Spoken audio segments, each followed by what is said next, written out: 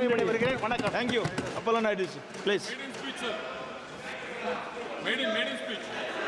అధ్యక్షుల వారికి నమస్కారం. పశువుల నుంచి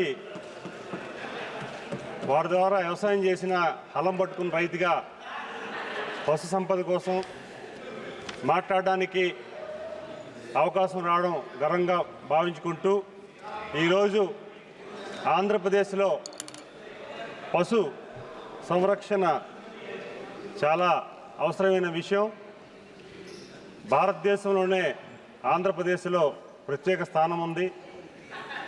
ఈరోజు పాల ఉత్పత్తి కానీ అలాగే పశు సంరక్షణ విషయంలో కానీ చాలా బాధ్యత ఉంది. ఈరోజు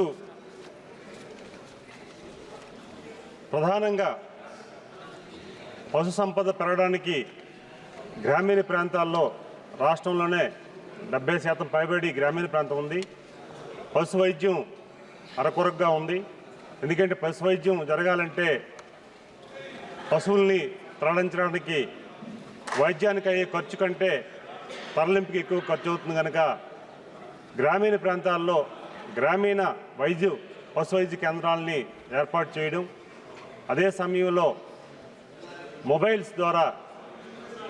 వ్యాన్ల ద్వారా గ్రామీణ ప్రాంతాలకు వెళ్ళి పశు వైద్యాన్ని చేయవలసిన అవసరం ఉందని మీ దృష్టి తీసుకొస్తున్నాం. ప్రధానంగా ఈరోజు ముఖ్యమంత్రి చంద్రబాబు నాయుడు గారి ఆధ్వర్యంలో ఆంధ్రప్రదేశ్లో పశు సంపదని పెంచడానికి కానీ పశు ఉత్పత్తుల్ని పెంచడానికి కానీ అని చర్యలు తీసుకుంటున్నారు. కేంద్రం మీ సహకారాన్ని కూడా మేము కోరుతున్నాం. మీ సహకారంతో రానున్న 5 ఏళ్ళలో పశు సంపదని కూడా పెంచడానికి ప్రభుత్వం కృషి చేస్తుందని తెలియజేసుకుంటూ ప్రధానంగా ఈరోజు పోలీ క్లినిక్లు ఏర్పాటు చేయాలి. అలాగే గతంలో మైనింగ్ ఎక్కువ జరిగింది కనుక 5 ఏళ్ళలో పశు సంబంధించి మేతకి ఏదైతే ఉందో అదంతా కూడా ఇబ్బంది అవుతుంది. మేకలు కానీ గొర్రెలు కానీ పశువులు కానీ వారి మేతకి ఆటంకం కలిగింది కనుక వాటికి సంబంధించి పశుగ్రాస్ పెరగడానికి మాకు సబ్సిడీ ద్వారా కొన్ని పథకాలు ఇవ్వాలని మీ ద్వారా తెలియజేసుకుంటున్నాం. అలాగే గతంలో కూడా 2014 నుంచి 19 వరకు అప్పుడు ముఖ్యమంత్రి చంద్రబాబు నాయుడు గారు ప్రత్యేక శ్రద్ధ తీసుకొని పశు వైద్యానికి చాలా మెరుగుగా నిధులు కేటాయించి కార్యక్రమాన్ని చేసి సహకరించారు. అలాగే ఈ సంవత్సరం కూడా ఈ 5 ఏళ్ళు కూడా అదే దృష్టితో వారు ఉన్నారు కనుక మీ నుంచి కేంద్ర మంత్రివర్గ గారికి మేము కోరుకున్నది ఒకటే, ఆంధ్రప్రదేశ్లో పశు సంపద కోసం మెరుగు కోసం చర్యలు తీసుకోవాలని మీ ద్వారా కోరుకుంటున్నాం. అలాగే మత్స్య సంపదని కోసం కూడా మాట్లాడాలి. భారతదేశంలోనే గుజరాత్ తర్వాత సుదీర సముద్ర తీరం ఆంధ్రప్రదేశ్లో ఉంది. దాదాపు 1000 కిలోమీటర్ల వరకు సముద్ర తీరం ఉంది. మత్స్యకారులు మత్స్య సంపద కోసం చాలా ఇబ్బందులు ఉన్నాయి. వారు వలసలు కూడా ఎక్కువగా ఇతర ప్రాంతాలకు వెళ్తున్నారు. ప్రధానంగా మత్స్య సంపదని కాపాడుకోవాల్సిన అవసరం ఉంది. మినీ జట్టీలు కావాలి, పోర్టుల నిర్మాణం జరగాలి. అదే సమయంలో మత్స్యకారులు వేటకి వెళ్ళేటప్పుడు వారికి సూచనలు సలహాలు ఇవ్వాల్సిన అవసరం ఉంది. వారికి 50 సంవత్సరాలకే 45-50 సంవత్సరాలకే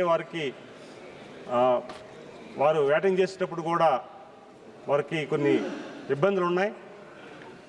వారికి దృష్టి కూడా మందగిస్తుంది, వారికి కనిపించట్లేదు.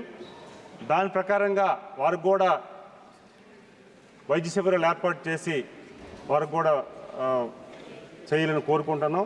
అలాగే మత్స్య సంపదని పెంచడానికి ప్రభుత్వం నుంచి కొన్ని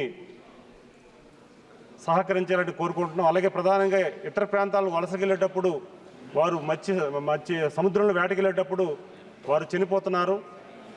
ప్రభుత్వ కేంద్రం నుంచి రావాల్సిన సహాయం కూడా 4-5 సంవత్సరాలు పడుతుంది కనుక వారికి కూడా తక్షణమే ఇవ్వాల్సిన అవసరం ఉందని మీ ద్వారా మంత్రి వారికి తెలియజేసుకుంటున్నాం. గతంలో చాలా సందర్భాల్లో కనీసం డెడ్ బాడీ కూడా గల్లంత అయినప్పుడు డెడ్ బాడీ ఎలాగా రాదు. ఆ కేసు సంబంధించి కూడా వివరాలు కూడా, ఎందుకంటే ఏ ప్రాంతంలో చనిపోతే ఆ ప్రాంతంలో ఎఫ్ఐఆర్ బుక్ అవుద్ది. అక్కడ ఇంగ్లీష్లో ఎఫ్ఐఆర్ ఉండడం వల్ల మాకు వారు మత్స్యకారులు రావాల్సిన పథకాలు కూడా వస్తాయి. ఆ రాష్ట్రంలో ఎక్కడైతే చనిపోతారో ఆ ప్రాంతీయ భాష వల్ల ఎఫ్ఐఆర్ బుక్ అవ్వడం వల్ల వివరాలు ఉండడం వల్ల కొన్ని ఇబ్బందులు ఉన్నాయని గతంలో కూడా 4-5 సార్లు ఈ విషయంలో మేము ప్రభుత్వం దృష్టి తీసుకొచ్చాం గతంలో. ఈసారి కూడా ఆ ఎఫ్ఐఆర్ నమోదు జరిగినప్పుడు ఇంగ్లీష్లో నమూనా ఉండాలని మీ ద్వారా తెలియజేసుకుంటూ, ప్రధానంగా పశు వైద్య కళాశాలల్ని ఏర్పాటు చేయాలి. అదనంగా ఏర్పాటు చేయడం వల్ల మాకు మేలు జరుగుతుందని మీ ద్వారా తెలియజేసుకుంటున్నాం. ధన్యవాదాలు. Thank you. Sri Alok Kumar Sumanji.